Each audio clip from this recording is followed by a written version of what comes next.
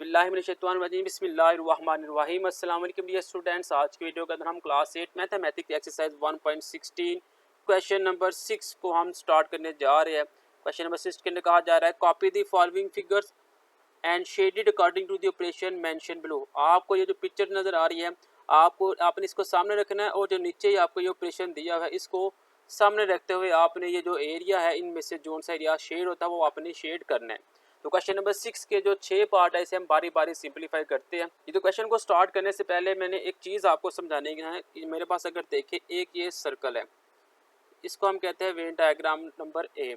अब इसके अंदर मेंबर मौजूद है 1 2 3 4 5 6 7 8 और 9। ये मेंबर इसके अंदर मौजूद है।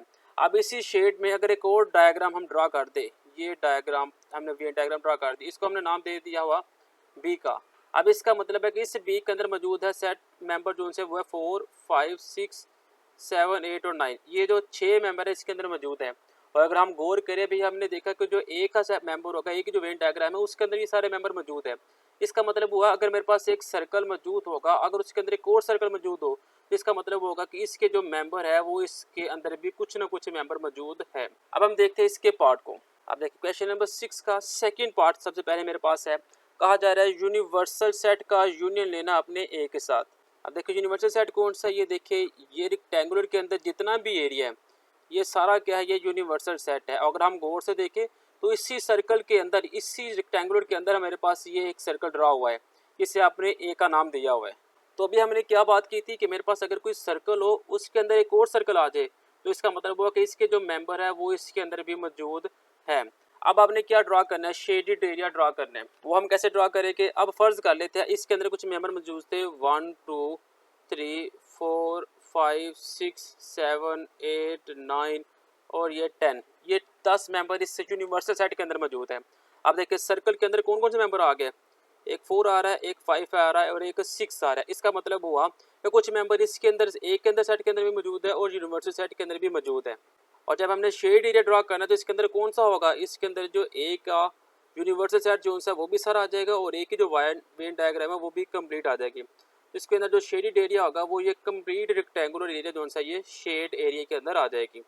तो ये मेरे पास सिंपल इसका आंसर आ जाता है। अब अगर हम थर्ड पार्ट को देखें, इसमें कहा जा रहा है ए का आपने यूनियन लेना है ए के साथ ही। मीन्स मतलब क्या, मतलब ये कि आपने ए का यूनियन लेना है ए के साथ ही। यानी कि अगर इसके अंदर मेंबर मौजूद है 1 2 3 और 4 तो एक भी यही है, तो इसके अंदर भी क्या मेंबर हो गया 1 2 3 4। तो शेडेड एरिया कौन सा हो जाएगा, ये जो अंदर वाला एरिया यही मेरे पास शेडेड एरिया हो जाएगा। क्योंकि यूनियन क्या कहता है, आपने तमाम मेंबर लिख देने हैं, तो ए मेरे पास यही था, तो ये वाला एरिया क्या हो जाएगा, ये शेडेड एरिया के अंदर आ जाएगा। ये तो नेक्स्ट पार्ट नंबर 4 है। आपने ए का इंटरसेक्शन लेना है बी के साथ। अब देखिए ये टोटल मेंबर इस वेन डायग्राम है कि इसके अंदर 1 भी है, 2 भी है, 3 भी है, 4 भी है, 5 भी है, 6 भी है और 7 भी है, ये हमने फर्ज कर लिया। और बी है, बी में देखिए क्या कुछ आ रहा है, 3 आ गया, 4 आ गया, 5 आ गया, 6 आ गया। मीन्स के कोई ना कोई मेंबर उसके अंदर मौजूद है। इसका क्या मतलब हो गया, इसका मतलब हो गया कि ये जो ए के बी का जो सेट है ये इसके अंदर जो मेंबर है वो ए के अंदर भी मौजूद है। तो बी का जितना भी एरिया होगा वो सारा एरिया क्या होगा, वो शेडेड एरिया कहलाएगा। नेक्स्ट पार्ट नंबर 5 है यूनिवर्सल सेट का आप इंटरसेक्शन लेना है अपने ए के साथ। ठीक है, मतलब क्या, आपके पास यूनिवर्सल सेट है उसके अंदर मेंबर है 1 2 3 4 5 6 7 8 9 10 11 12। फर्ज किया ये यूनिवर्सल सेट के ये 12 मेंबर इसके अंदर मौजूद है। आप फर्ज कहते हैं ए के अंदर कौन कौन सा मेंबर मौजूद है, वो 6 है, 7 है, 8 है और 9 है। और इंटरसेक्शन क्या कहते हैं, इंटरसेक्शन कहता है जो आपका इस सेट के अंदर मेंबर है अगर वो इसके अंदर भी मौजूद है तो वो आपने लिखने हैं। तो कौन कौन से मौजूद है, वो मेरे पास मौजूद है 6 7 8 और 9।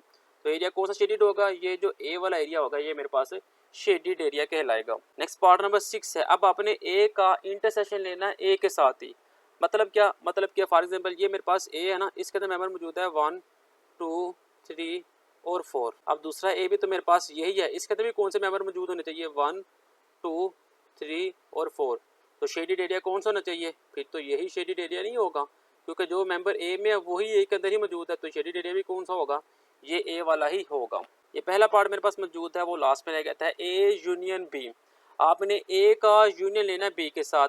फ़र्ज़ किया ए के अंदर मौजूद है मेंबर 1 2 3 4 5 और 6, बी के अंदर मेंबर मौजूद है 7 2 9 और 8। अब ये यूनियन क्या कहता है कि जो सेट ए के अंदर मेंबर है अगर वो बी के अंदर है या नहीं है तो आपने सबको लिख देना है।